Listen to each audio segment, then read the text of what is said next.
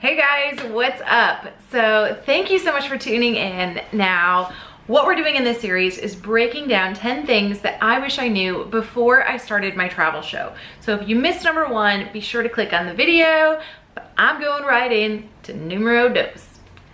So the next thing that we're gonna talk about is knowing your audience and your who. Like a journalism class that I took back in college, one of the number 1 things when you're ever telling a story is to figure out the 5 W's and the H. Who, what, where, when, why, and how. Same thing applies when you're starting a business, starting a show, starting any of those things. You have to know who you're talking to.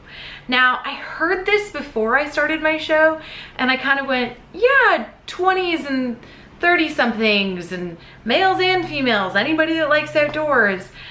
But one thing that really changed it for me was making it very specific. I want people who really crave adventure, but are afraid of it, that maybe don't have people to go with and use that as an excuse to not try things. They don't have a lot of money and can't travel around the world, but there's a national park that's an hour away.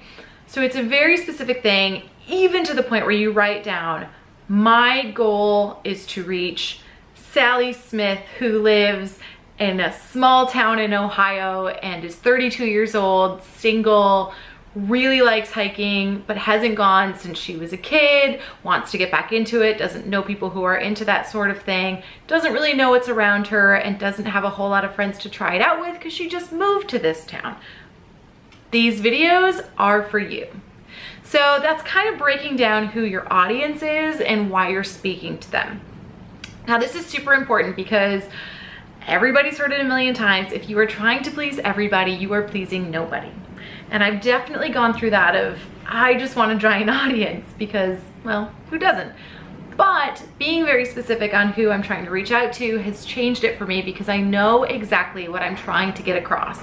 When I say, if I can do it, so can they, I'm speaking to Sally Smith in Ohio who is afraid. That is my goal when I do my show.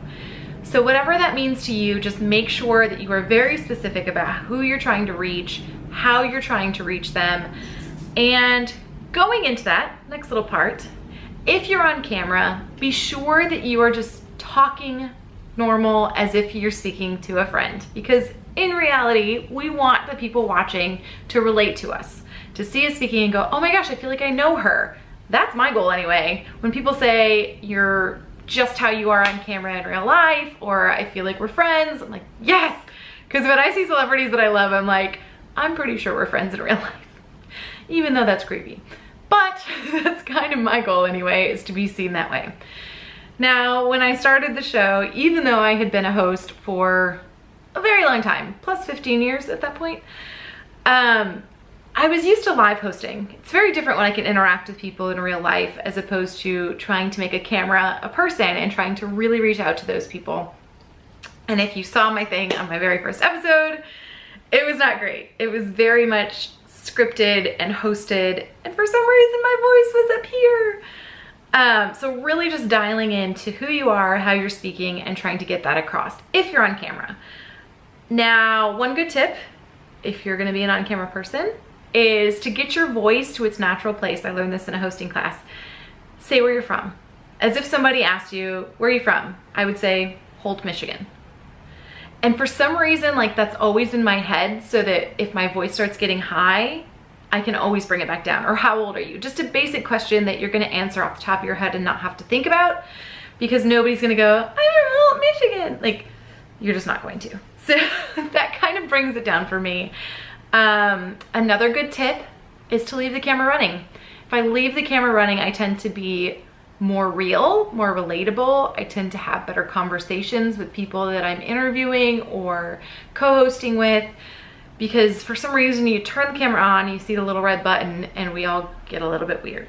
So a couple little side tips on being yourself on camera and knowing who you're talking to.